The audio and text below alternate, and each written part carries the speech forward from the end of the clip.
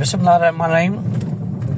निहायती क़ाबिल एहतराम संजा उस्ताद साथियो, अॼु मूं थोरी देरि पहिरीं सिंध जे अहम उस्ताद जे मसइलनि ते प्रेस कॉन्फ्रेंस करे तहरीक जो ऐलान कयो आहे।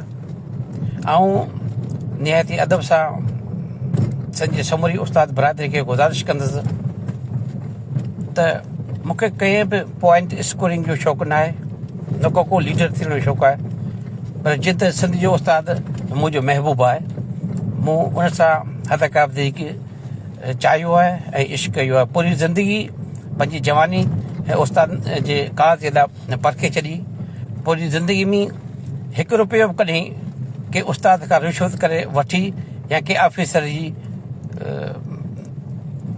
चमचागिरी खणी चवां न कई हूंदी। हमेशह चमचागिरी कई हूंदी, ॾुख सुख में साथ ॾिनो हूंदो, सर्दी हुजे गर्मी हुजे, बीमारी हुजे या कहिड़ो बि हालत हुजे, ऐं हमेशह उस्तादनि वटि पहुचंदो आहियां। हिन दफ़े मूं कोशिशि कई मिनिस्टर साहिब जी महिरबानी सां असांजूं समरियूं सर्विस स्ट्रक्चर ऐं इनिशियल अपॉइंटमेंट वारी पाइप लाइन में पहिरियों दफ़ो इहे ठहियूं आहिनि, पर फाइनेंस खातो मंज़ूर करण जे लाइ तयारु न आहे। पोइ इंतिहाई मजबूरी विच अॼु मूं इहो तहरीक जो ऐलान कयो आहे, जंहिंमें 10 फरवरी ते समूरी सिंध जा उस्ताद इंशाअल्लाह हिकु आवाज़ बणिजी पंहिंजे हक़नि जे लाइ जदोजहदी कराची प्रेस क्लब खां शुरूआति कंदासीं। ऐं गुज़ारिश कंदुसि सिंध जे सभिनी उस्तादनि खे, भाउरनि खे, भेनरुनि खे, सिंध जे तलके जे अॻवाननि, उस्ताद जे तलके अॻवाननि, ज़िले जे अॻवाननि ऐं जेके सिंध लेवल जी सियासत था कनि, उन्हनि सभिनी घणनि घणनि खे आउं गुज़ारिश कंदुसि त ख़ुदा हीअ आहे वक़्तु जाॻण जो, अचो सभु गॾिजी हिन जदोजहद में शामिलु थियो। उन में मूंखे कंहिं वटि ऐं सभिनी वटि हली वेंदुसि इनशाअल्लाह। मुंहिंजो कंहिंसां को इख़्तिलाफ़ात न आहे। तंज़ीम इख़्तिलाफ़ात हुआ उहे साइड ते रखी उस्ताद जे भले जे लाइ, काज़ जे लाइ ऐं सभिनी वटि वेंदुसि।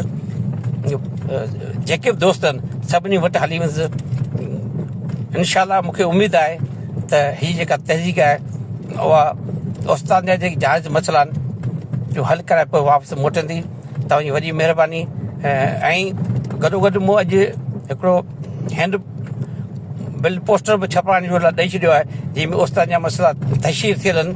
ऐं जीअं त मुंहिंजे ॻोठ में अॼु फोतगी थी वई आहे, मुंहिंजो वेझो गुज़ारियो आहे।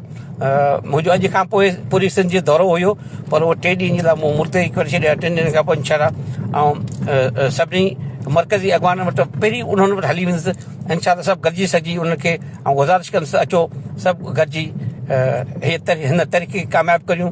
ऐं हिते का बि सिर्फ़ु ऐं सिर्फ़ु उस्ताद जा मसइला, को बि असांजी ज़ाती मसइला न, जीअं उस्ताद जीअं सिंध।